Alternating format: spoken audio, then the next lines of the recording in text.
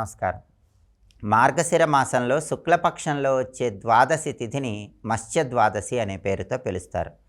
ఈ మత్స్య ద్వాదశికి ఒక అద్భుతమైన ప్రత్యేకత ఉందని బ్రహ్మాండ పురాణంలో వెంకటాచల మహత్యంలో చెప్పారు. ఆ అద్భుతమైన ప్రత్యేకత ఏంటంటే, మత్స్య ద్వాదశి రోజు సమస్త భూమండలంలో ఉన్నటువంటి 3.5 కోట్ల పుణ్యతీర్థాలన్నీ కూడా తిరుమల కొండ మీద ఉన్న పుష్కరిణిలోకి ప్రవేశిస్తాయి.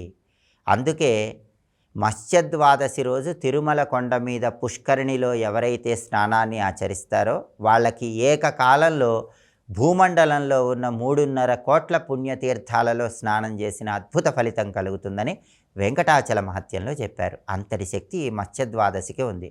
అయితే మరి మత్స్య ద్వాదశి రోజు సరిగ్గా ఉదయం 9 గంటల లోపు తిరుమలలో పుష్కరిణిలో స్నానం చెయ్యలేని వాళ్ళు ఏం చేయాలంటే, ఏ రోజైనా సరే సూర్యోదయం నుంచి ఉదయం 9 గంటల్లోపు తిరుమల కొండ మీద ఉన్న పుష్కరిణిలో స్నానాన్ని ఆచరించండి. అప్పుడు కూడా 3.5 కోట్ల పుణ్యతీర్థాలలో స్నానం చేసిన ఫలితాన్ని పొందవచ్చని కూడా వెంకటాచల మహత్యంలో చెప్పారు. అయితే మత్స్య ద్వాదశి చాలా ప్రత్యేకమైంది.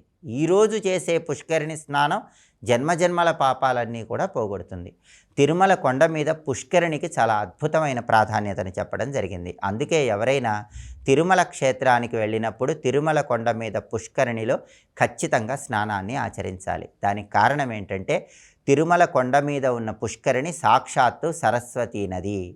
ఒకానొక సమయంలో బ్రహ్మదేవుడి భార్య అయిన సరస్వతి లోకాలన్నీ ఉద్ధరించాలని నది రూపంలో మారిపోయి నదిగా ప్రవహిస్తున్న తరుణంలో బ్రహ్మమానస పుత్రుడైనటువంటి పులస్త్య బ్రహ్మ ఆ నది జలాలు తనకు కావాలని ఆశ్రమం దగ్గరికి రమ్మని అడుగుతాడు. అప్పుడు సరస్వతి నది, ఎవరైనా సరే నది దగ్గరికి సముద్రం దగ్గరికి వాళ్లే రావాలి తప్ప నది కానీ సముద్రం కానీ వ్యక్తుల దగ్గరకు రాదు అని చెప్పిన తరుణంలో పులస్త్య బ్రహ్మ సరస్వతీ నదిని శపిస్తాడు.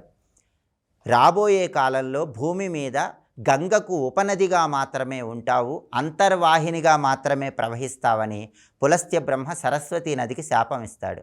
ఆ శాప ప్రభావం వల్ల సరస్వతీ నది కేవలం గంగకు ఉపనదిగా మాత్రమే మారి, ఆ తర్వాత విష్ణుమూర్తి గురించి తపస్సు చేస్తే విష్ణువు ప్రత్యక్షమయ్యి, భూలోకంలో నువ్వు గంగకి ఉపనదిగా ఉన్నప్పటికీ భూలోక వైకుంఠమైనటువంటి తిరుమల కొండ మీద మాత్రం నువ్వు పుష్కరిణి అనే పేరుతో ప్రఖ్యాతిగాంచుతావు.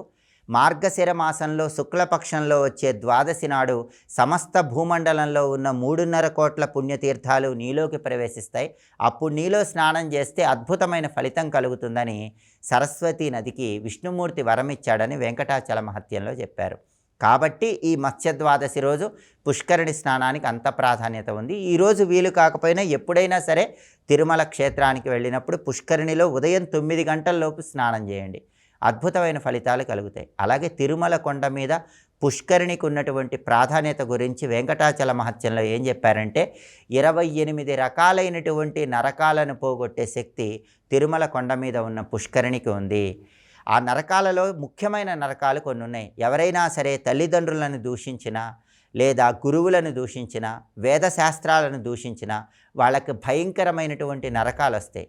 28 రకాలైన భయంకరమైన నరకాలను పోగొట్టే శక్తి తిరుమల కొండ మీద ఉన్న పుష్కరిణి స్నానానికి ఉంటుంది. ఒక్కసారి పుష్కరిణిలో స్నానం చేస్తేనే అశ్వమేధ యాగం చేసిన ఫలితం వస్తుంది. 4 సార్లు పుష్కరిణిలో స్నానం చేస్తే మనస్సు మారి మంచి మార్గంలోకి వెళతారు. అలాగే ఒక పండితుడికి తులాభారం చేసినటువంటి అద్భుతమైన ఫలితం రావాలన్నా తిరుమల కొండ మీద పుష్కరిణిలో స్నానం చేయాలి. పుష్కరిణి దగ్గర ఇచ్చే దానాలు కూడా అద్భుత ఫలితాలు కలిగింపజేస్తాయి. ఎవరైనా తిరుమల క్షేత్రానికి వెళ్ళినప్పుడు పుష్కరిణిలో దిగి ఆ పుష్కరిణి నీళ్లు దోసిల్లో తీసుకొని ఆ నీళ్లు ఎదుటి వాళ్ళ చేతుల్లో పోస్తూ ఏదైనా చిన్న వస్తువు దానం ఇచ్చినా సరే కొన్ని వేల రెట్లు విశేషమైన శుభ ఫలితాలను సిద్ధింపజేసుకోవచ్చు. అంతటి శక్తి తిరుమల కొండ మీద పుష్కరిణి స్నానానికి ఉంది. అది సాక్షాత్తు సరస్వతీ నదిగా బ్రహ్మాండ పురాణంలో చెప్పారు.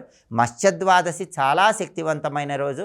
అయితే అందరూ కూడా తిరుమల క్షేత్రంలో ఈరోజు పుష్కరిణిలో స్నానం చేయలేరు కాబట్టి దానికి ప్రత్యామ్నాయంగా తిరుమల కొండ మీద పుష్కరిణిలో స్నానం చేసిన అద్భుత ఫలితం కలగాలంటే ఇంట్లో దీపారాధన చేశాక ఒక శక్తివంతమైన మంత్రం చదవాలి. అది ఆ పుష్కరిణి సరస్వతీ నదికి సంబంధించిన శక్తివంతమైన మంత్రం అని మంత్రశాస్త్రంలో చెప్పారు. ఆ మంత్రం ఏంటో ఇప్పుడు మనం చూద్దాం. ఓం నమస్తుభ్యం జగద్వంద్య సరస్వతీ నది రూపే ప్రసీద మమ దేవత్వే రోగహేతు హరే నమః. ఇది మంత్రం. పుష్కరిణి అంటే సరస్వతీ నది. పుష్కరిణిలో స్నానం చేయటం వీలు కాని వాళ్ళు మత్స్యద్వాదశి సందర్భంగా ఇంట్లో దీపం పెట్టాక ఈ శ్లోకం 21 సార్లు లేదా కనీసం 11 సార్లు చదువుకోండి. 3.5 కోట్ల పుణ్యతీర్థాలలో స్నానం చేసిన అద్భుత ఫలితం పొందండి. అంతటి శక్తివంతమైన శ్లోకం ఏంటో ఇంకొకసారి చూద్దామా మరి. ఓం నమస్తుభ్యం జగద్వంద్య సరస్వతీ నది రూపే ప్రసీద మమ దేవత్వే రోగహేతు హరే నమః. శ్లోకం చదువుకోండి, అద్భుతమైన శుభ ఫలితాలు సిద్ధింపజేసుకోండి. స్వస్తి.